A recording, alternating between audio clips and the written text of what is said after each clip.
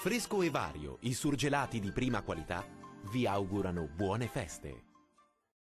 Ben ritrovati al meteo. Peggiora il tempo con qualche fenomeno sulle nostre regioni, ma vediamo il dettaglio. Sul Veneto il cielo risulterà molto nuvoloso e spesso coperto, con piogge sparse al mattino, possibili soprattutto sui settori montuosi. Col passare delle ore la situazione andrà via via migliorando, con tempo più asciutto, ma comunque nuvoloso. Temperature minime tra 4 e 8 gradi.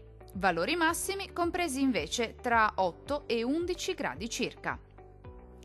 Vediamo ora che tempo farà sul Friuli Venezia Giulia. Anche in questo caso sarà una giornata all'insegna di un tempo moderatamente instabile. Sulla nostra regione infatti il cielo risulterà coperto, con precipitazioni frequenti al mattino in via di esaurimento già a partire dal pomeriggio. Temperature minime tra 5 e 7 gradi. Valori massimi oscillanti invece tra 9 e 11 gradi circa. Vediamo infine la situazione meteorologica del Trentino Alto Adige.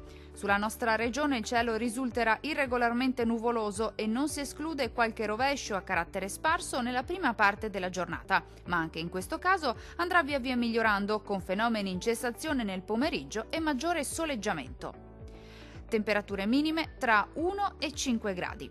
Valori massimi compresi invece tra 6 e 10 gradi.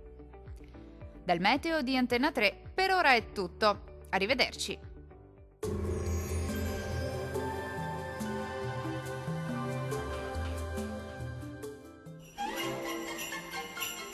Fresco e Vario, i surgelati di prima qualità, vi augurano buone feste.